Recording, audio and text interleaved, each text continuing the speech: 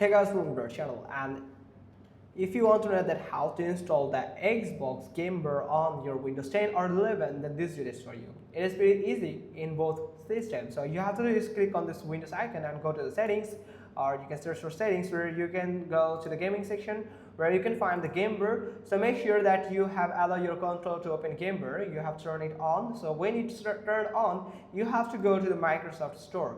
So when you are on Microsoft Store, you can search for Xbox application here. Like here is the Xbox app. Now you have to simply install it, and when you install it, you can find the open button. Simply click on open and it will open the Xbox application on your PC. Now click on your profile icon in the top left corner, go to settings. Now from here you can find app, where you can find this so here if you find any app suggested here, so make sure that you have downloaded the app. Now from here you can find this is actually already downloaded here. So if I show you, so Microsoft is actually connected with the Xbox. Now you have to click on this start icon and simply search for Game Bar, and here you can see, so you can simply search for Game Bar, and here it is.